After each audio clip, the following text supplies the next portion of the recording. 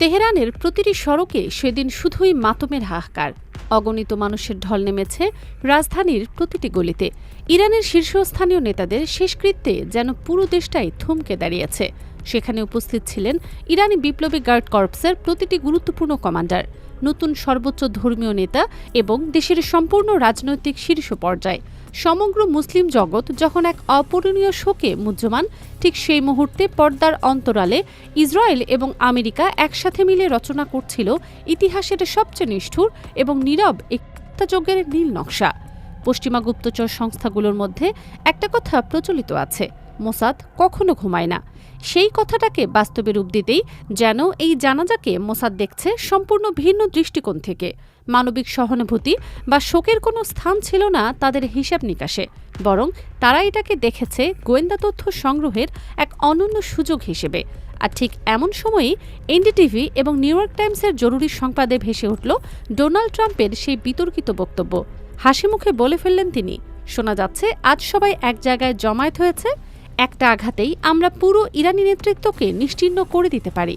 কিন্তু ট্রাম্প আর নেতানিয়াহু যখন হোয়াইট হাউসের অভ্যন্তরে বসে তাদের পরিকল্পনা নিয়ে আত্মতৃপ্তিতে ভুগছিলেন, ঠিক তখনই আটলান্টিক মহাসাগরের ওপাশ থেকে প্রশান্ত মহাসাগরের গভীর অতল থেকে বেরিয়ে এলো এমন এক পারমাণবিক প্রাণী যা দেখে আমেরিকার পেন্টাগনের অভিজ্ঞ সামরিক কর্মকর্তাদেরও ঘুম উধাও হয়ে গেছে বললে কম হয়ে যাবে।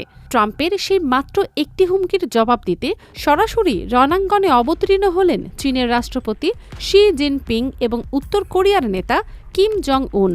আমেরিকা এবং ইসরায়েলের এই প্রকাশ্য ঔদ্ধত্য এবং পূর্বের দুই পরাশক্তির এই বজ্রকঠিন পাল্টা জবাবের পরে গোটা বিশ্ব এখন এক গভীর শঙ্কার মধ্যে নিমজ্জিত। সবার মনে এখন ঘুরপাক খাচ্ছে কিছু রহস্যময় প্রশ্ন। খামেনির শেষকৃত্যের শোককে পুঁজি করে ইসরায়েলি গোয়েন্দা সংস্থা মোসাদ আসলে কী ধরনের নীরব বুদ্ধিবৃত্তিক হত্যাযজ্ঞের জাল বিছিয়েছিল? সেই শয়তানি পরিকল্পনার সাথে সমন্বয় রেখে ট্রাম্প যখন প্রকাশ্যে হুমকি দিলেন, তার ঠিক পর মুহূর্তেই কেন পারমাণবিক ক্ষেপণাস্ত্র উৎক্ষেপণ করলেন কিম জং উন এবং শি জিনপিং? মধ্যপ্রাচ্যের এই উত্তপ্ত যুদ্ধক্ষেত্রে কেন হঠাৎই ইরানের নিরাপত্তা এবং অস্তিত্ব রক্ষার সম্পূর্ণ দায়ভার নিজেদের কাঁধে তুলে নিচ্ছে আমেরিকার এই দুই চিরপ্রতিদ্বন্দ্বী রাষ্ট্র? উত্তর কোরিয়া যখন তাদের জাহাজ বিধ্বংসী ক্রুজ মিসাইল নিক্ষেপ করে পেন্টাগনকে কম্পিত করে দিল, তার রেশ কাটতে না কাটতেই কোন কারণে ১৯৮২ সালের পরে প্রথমবারের মতো সমুদ্রের গভীর থেকে ১২,০০০ কিলোমিটার পাল্লার বিধ্বংসী ব্যালিস্টিক মিসাইল উৎক্ষেপণ করল চীন? তাহলে কি হরমুজ প্রণালী নিয়ে পশ্চিমা শক্তিগুলোর বিরুদ্ধে এক ভয়াবহ মৃত্যু খেলা শুরু করতে যাচ্ছে বেজিং এবং পিয়ংইয়ং? আর সবচেয়ে রহস্যময় প্রশ্নটা হলো, পর্দার অন্তরাল থেকে এই দুই পারমাণবিক পরাশক্তিকে দিয়ে ঠিক কী করাতে চাইছেন ইরানের নতুন সর্বোচ্চ নেতা? মোসাদ যে কতটা নিষ্ঠুর এবং অমানবিক চিন্তাধারার অধিকারী তা তারা এই শেষকৃত্যে প্রমাণ করে দিয়েছে। নিউ ইয়র্ক টাইমসের চাঞ্চল্যকর প্রতিবেদন অনুসারে মোসাদ এই জানাজাকে লক্ষ্য করেছিল ভবিষ্যতের একটি নীরব বুদ্ধিবৃত্তিক গণহত্যার মঞ্চ হিসেবে। এর প্রকৃত অর্থ কী? এর অর্থ হলো, তারা জানাজায় কোনো বোমা বিস্ফোরণ ঘটায়নি সরাসরি, কিন্তু তারা এর থেকেও ভয়ঙ্কর কিছু সম্পাদন করেছে। যখন লক্ষ মানুষ শোকে বিহ্বল হয়ে অশ্রুবর্ষণ করছিল, তখন তেহরানের আকাশে বহু উপরে মোসাদ এবং সিআইএর অদৃশ্য স্টেলথ ড্রোন এবং গুপ্তচর বৃত্তির স্যাটেলাইটগুলো নিঃশব্দে নিজেদের কাজ সম্পন্ন করছিল। তাদের অত্যাধুনিক কৃত্রিম বুদ্ধিমত্তা সম্পন্ন ক্যামেরাগুলো জানাজায় উপস্থিত প্রতিটি ইরানি সামরিক এবং রাজনৈতিক নেতার মুখাবয়ব মিলিসেকেন্ডের মধ্যে স্ক্যান করে নিচ্ছিল। তাদের হাঁটা চলার ভঙ্গি, আঙ্গুলের ছাপ এবং মোবাইলের সংকেতের জিপিএস অবস্থান ধরে রাখছিল। ইসরায়েল খুব ভালোভাবেই অবগত ছিল যে শীর্ষ নেতারা সাধারণত ভূগর্ভস্থ সুরক্ষিত আশ্রয়ে অবস্থান করেন, কিন্তু জানাজার কারণে আজ তারা প্রকাশ্যে বেরিয়ে এসেছেন। মোসাদের উদ্দেশ্য ছিল এই শোকাবহ পরিস্থিতিকে কাজে লাগিয়ে প্রতিটি গুরুত্বপূর্ণ নেতার একটি ডিজিটাল নির্মূল তালিকা প্রস্তুত করা, যাতে ভবিষ্যতে যে কোনো মুহূর্তে তাদের উপর নিখুঁত শল্যচিকিৎসা সদৃশ হামলা চালানো সম্ভব হয়। অর্থাৎ উপস্থিত প্রতিটি নেতাই সেদিন মোসাদের লক্ষ্যবিন্দুর মধ্যে সম্পূর্ণভাবে উন্মুক্ত হয়ে পড়েছিলেন। এই অত্যন্ত স্পর্শকাতর পরিস্থিতিতে আরও জ্বালানি যোগ করলেন ডোনাল্ড ট্রাম্প। অহংকার ভরে ঘোষণা দিলেন, আমরা একটা আঘাতেই সবাইকে নিশ্চিহ্ন করে দিতে পারতাম, কিন্তু করব না, কারণ তাহলে আমাদের সঙ্গে আলোচনায় বসার মতো কেউ অবশিষ্ট থাকবে না। ইরান এখন আমাদের সঙ্গে চুক্তি করতে মিনতি করছে, ট্রাম্প ধারণা করেছিলেন এই হুমকিতে ইরান ভীত হয়ে পিছু হটবে এবং পশ্চিমা সংবাদ মাধ্যম এই বর্ণনা প্রচার করে আমেরিকাকে অপ্রতিরোধ্য প্রমাণ করবে।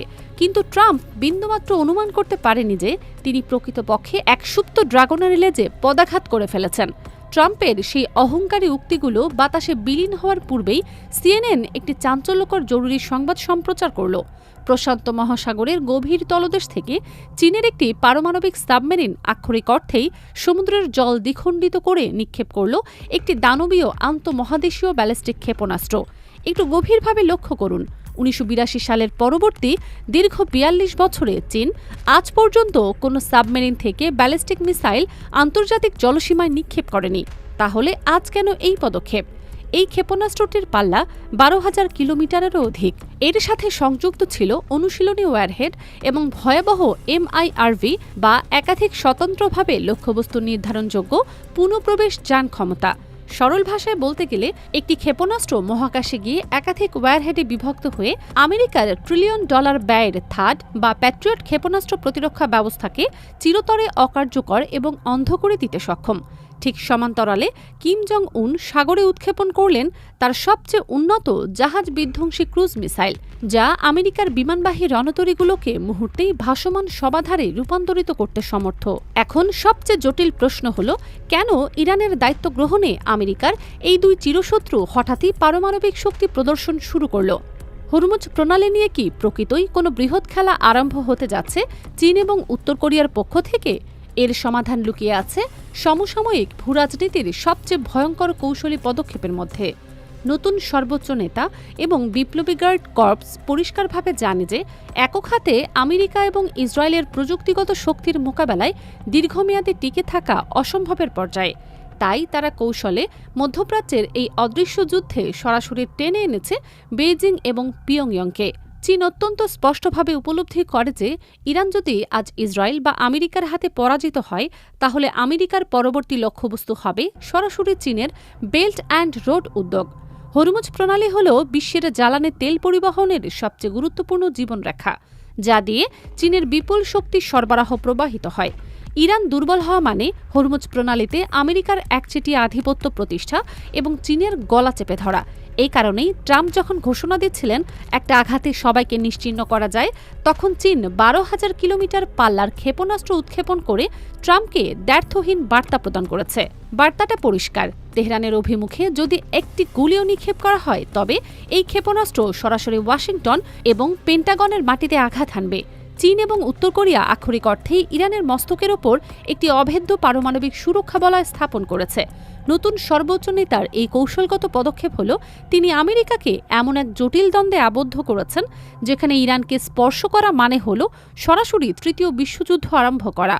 খামেনির শেষকৃত্যে মোসাদ যে নীরব বুদ্ধিবৃত্তিক হত্যাযজ্ঞের পরিকল্পনা করেছিল, চীন এবং উত্তর কোরিয়ার এই সম্মিলিত পারমাণবিক প্রদর্শনী সেটাকে মুহূর্তেই ধুলোয় মিশিয়ে দিয়েছে। ট্রাম্প কল্পনা করেছিলেন তিনি অহংকারে বক্তব্য দেবেন আর সমগ্র বিশ্ব নতজানু হয়ে স্বীকার করবে, কিন্তু প্রশান্ত মহাসাগর থেকে ছুটে আসা সেই 12,000 কিলোমিটার পাল্লার ক্ষেপণাস্ত্র প্রমাণ করে দিয়েছে যে পশ্চিমাদের $1 ট্রিলিয়ন দম্ভ আজ পূর্বের পরাশক্তিগুলোর পদতলে চূর্ণ বিচূর্ণ হচ্ছে।